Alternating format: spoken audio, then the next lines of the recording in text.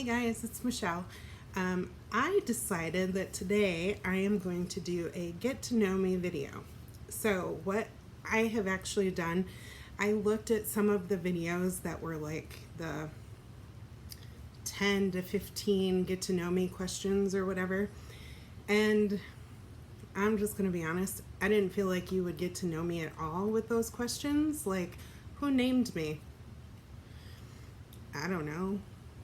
And was I close to my cousins? No.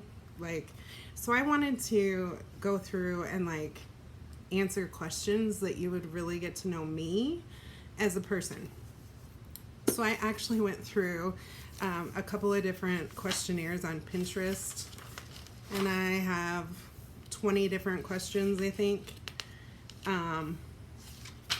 Yeah, I have 20 different questions. So what I did, because I'm a dork, I put all of the numbers 1 through 20 in a bowl, and I'm just going to pick the numbers at random and answer them. So I may do 10 in this video and 10 in a second video. I may do them all in the same video. We'll see how long the first one, or how long it's going, and if I have to break it up, I'll break it up. But so let's see. First question, it's going to be number 17 on my list. So, question number 17 is, have you ever met a famous person? Yes, I have, actually. When I was in high school, I worked at Dairy Queen. I grew up in Omaha, Nebraska, so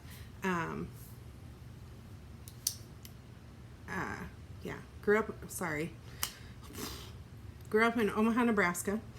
I worked at Dairy Queen on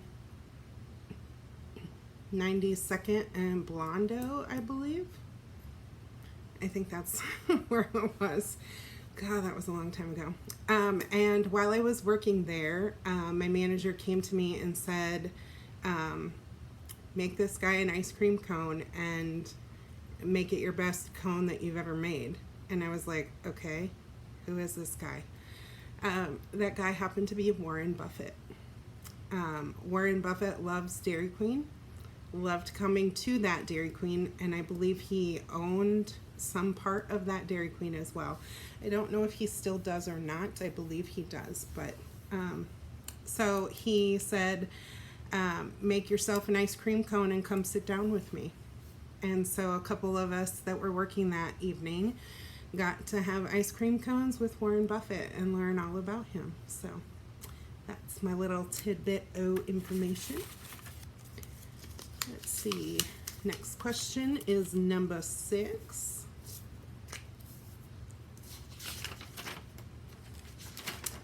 And if you could have dinner with one person, dead or alive, who would it be and why? And there's, I think, 2 different people I would choose, but the first one that came to mind is going to be Robin Williams. I loved his humor, and I would love to learn more about him. I do know that his death had more to it than we actually knew, but he is somebody that I would like to have a chance to banter back and forth with and get to know a little bit. So, next question is number 8. If everything in my house had to be one color, what would it be? God, that's a hard one. If everything in my house had to be one color, I think I would want it to be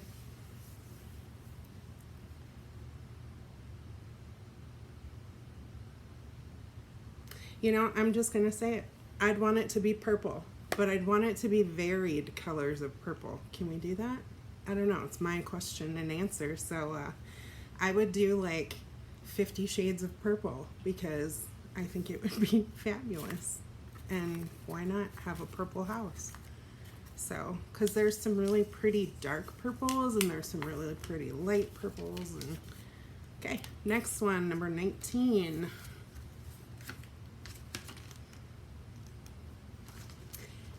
Would you rather be invisible or able to fly? I would rather be able to fly because being invisible sucks. When nobody can see you, yeah, I kind of feel like I grew up invisible a little bit, so I would want to be able to fly so then I could get to places a heck of a lot faster than what I can right now. So,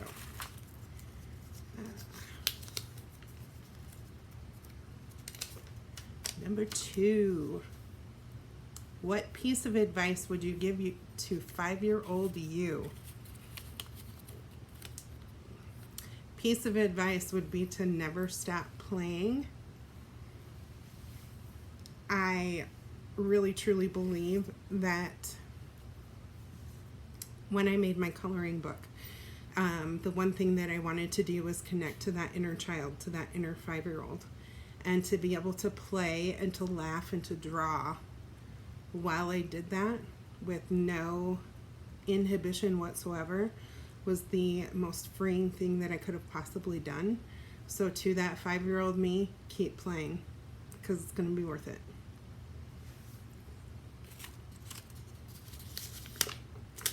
Number 5, if you had to choose to live without one of the 5 senses, which would you give up? I know this one. I would give up my hearing, and I would do that because I actually was a certified interpreter for the deaf and hard of hearing for 7 years before my medical stuff started coming into play. I still am fluent in sign language, and I can still interact with the deaf community, not have any, I mean, I might stumble a little bit, but it's pretty easy for me to get back into because I am so visual. So I would give up my hearing in a heartbeat, because I would still be able to use all of my other senses that I already do use. And that might be one of the, I don't know, I'm very visual in thinking and explaining things and whatnot. And I think learning American Sign Language it came very natural to me to learn it and to use it. So one thing you will learn about me very quickly is my face will tell you something before my words do. So if you ask me an opinion question, my face is going to answer it before my words do. And my face will tell you exactly how I feel about that. So it can also get you into trouble if people are not aware of what your facial expressions mean. Learned that one the hard way too. Almost got fired from a job because someone read my facial expressions wrong. If you could bring one fictional character to life, who would it be and why? And I'm gonna say it's gonna be like a whole class of fictional characters, and that is going to be Winnie the Pooh and his whole entire company.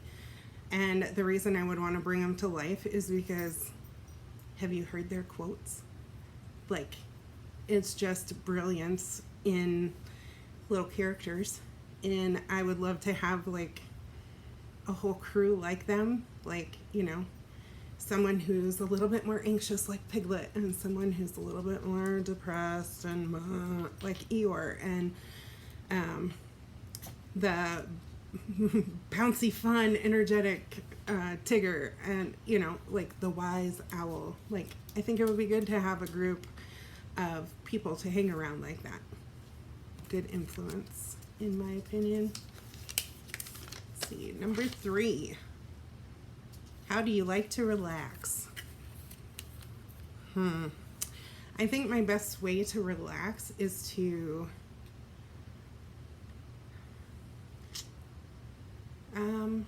depending on what it is. Like, I love to color, that for me is really relaxing, but also listening to music. So a lot of times you'll find me coloring while listening to music. Otherwise, watching a good movie is a good way for me to relax too. Number 14. What are 5 compliments you would give to yourself? Geez, I asked myself some hard questions. First compliment, you're a very strong person. Everything that you have had to overcome has been difficult, and you've met that challenge head on every time. You are a very kind and giving person.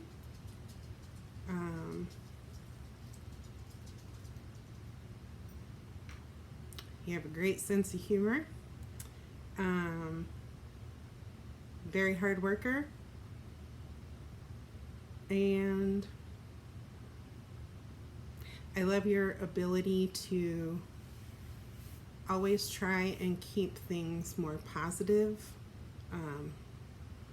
and hopeful. So those would be my 5. Number 10. Which celebrity chef would you most like to make you dinner?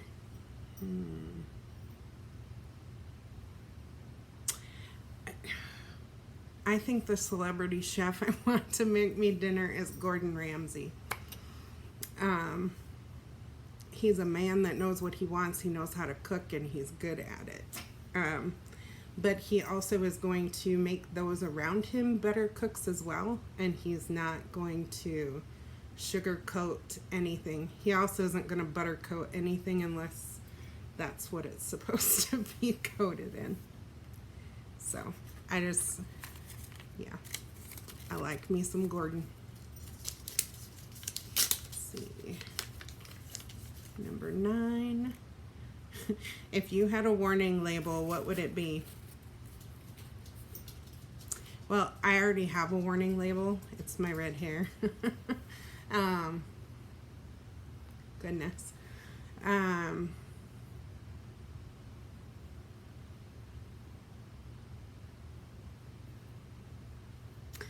Probably my warning label might be like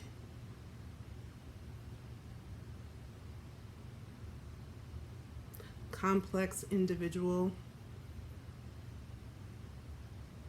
doesn't always know how to express what she wants or needs, doesn't always ask for help. That would probably be my warning label right there. Let's see, next one. Number 18. Do I have any traditions? Technically, no, I don't have any traditions because it's just me and my 2 fur babies. So I don't have any children. However, something that I actually do every year, and it started when I moved into foster care, and that was I get a new Christmas ornament every year, and it will usually have to somehow deal with something that I went through that year.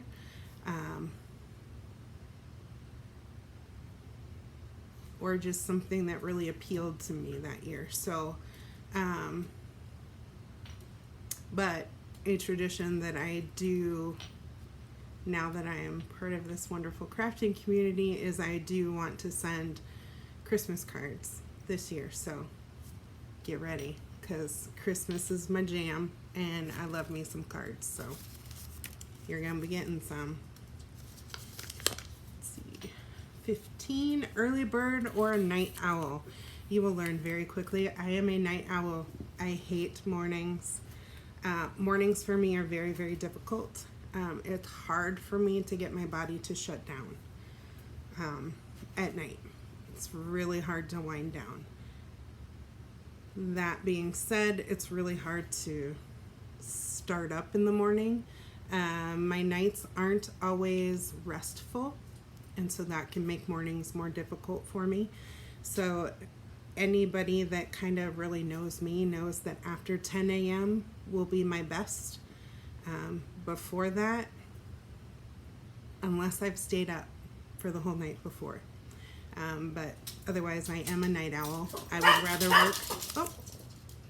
would rather work overnight than I would first thing in the morning. So, next question is number 20. What did you want to grow up to be when you were little? Did it happen? And if you could, would you still try and become that? So, when I was little, I actually wanted to be a professional ballet dancer. I did. I took ballet for 14 years, ballet, tap, jazz, point, hip hop, all that. I love ballet. I love dance. I love theater. I even actually, as an adult, took some ballroom dance lessons. I learned the salsa, foxtrot, tango, rumba, cha-cha. I learned a whole bunch. I tried to do West Coast swing, but wasn't in enough classes to really pick up on that. But honestly, if I could, I would, in a heartbeat, try and do dance again. I would love to take a class as an adult, but with my limitations, with my fusions, and with the surgeries that I've had, I don't know how successful I would be at it, but it is definitely something that I would love to give it a whirl. So,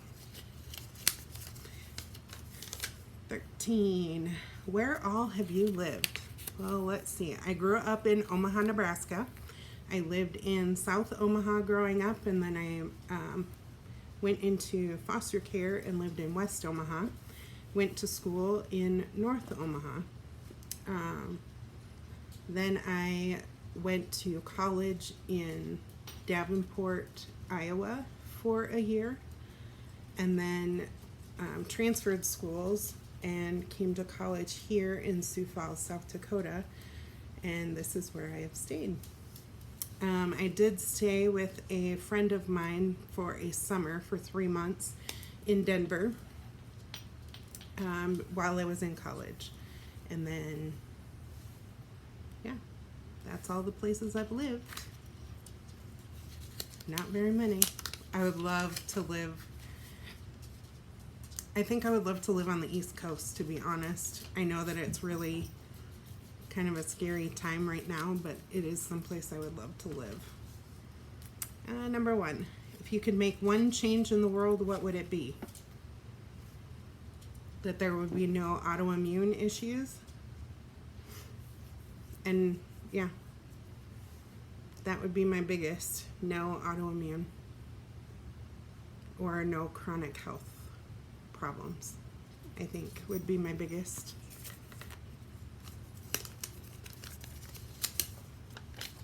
16. I've got 4 more questions. What was my first job? All right, you ready? My first job, I was professional pooper scooper. That's right, I worked at a dog kennel where I cleaned out all the dog runs. So I scooped poop and I washed cement blocks from a dog kennel. And I also worked in the puppy room where we had puppies that were for sale, and I would have to clean out the cages and the pans underneath every day, and that was my first job. Fun times, I tell you, fun times. Number 12, what is something weird you recommend everyone tries at least one time?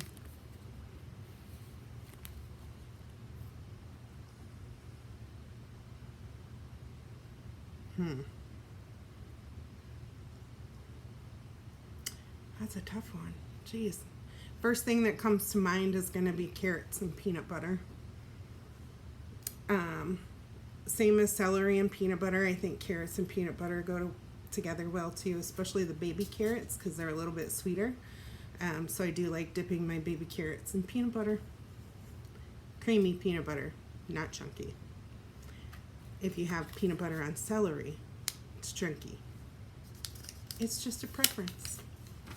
All right, number 4. And what is home to you?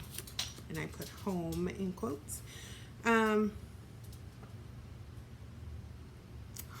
to me is a place where you can drop all your worries and cares and feel loved and supported. So it's not necessarily a place, it's more of a feeling, I think. I think you can feel at home within a community of people, more than so you can at an actual dwelling place. So I'm going to say home is where you can kind of drop everything and just be yourself. And the last question is number 11. If you were a man for a day, what would you do? If I was a man for a day,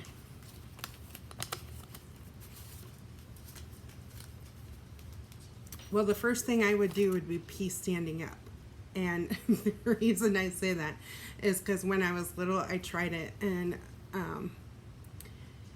apparently as soon as, the pee started running down my leg, it freaked me out. So I would pee standing up. That's what I would do. I know, exciting times. So that was my get to know me, 20 questions. I will put in the description box what the questions were below as well. So if you want to play along, you can. If you don't, I don't care. You got to know me a little bit better. Thanks. I'll see you in the next one.